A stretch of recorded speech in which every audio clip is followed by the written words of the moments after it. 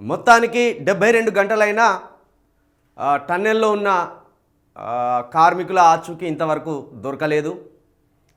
ప్రభుత్వం తరపున అటు కేంద్ర బలగాలు కూడా తిరిగినప్పటికీ ఇప్పటి వరకు వాళ్ళ ఆచూకీ అయితే తెలియలేదు.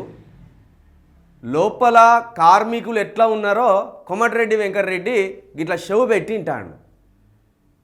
విచిత్రంగా ఉన్నది ఆయన పరిస్థితి. టన్నెల్ బయట ఉండి మరి అది ట్రక్కో ఏంటిదో వస్తే దాన్ని పక్కన గిట్లా షవ్ పెట్టి ఉంటాడు. అంటే లోపల సొరంగం అంత పొడుగుంటే గోడకు షవులు ఉంటాయి అంటారు కదా, గోడకు షవులు పెట్టి ఉంటాను. వాళ్ళ యోగక్షేమాలు ఎట్లున్నాయి అనేది అవి గంత నాటకం ఆడతాను ఈ కాంగ్రెస్ వాళ్ళు.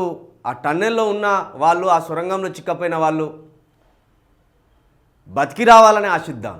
72 గంటలు గడిచినప్పటికీ ఆశలు కోల్పోయినట్లు చాలామంది చెప్తున్నారు. కానీ ఒకవేళ బై ఛాన్స్ ఉంటే వాళ్ళు బతికి రావాలనే బలంగా మనం దేవుణ్ణి కోరుకుందాం.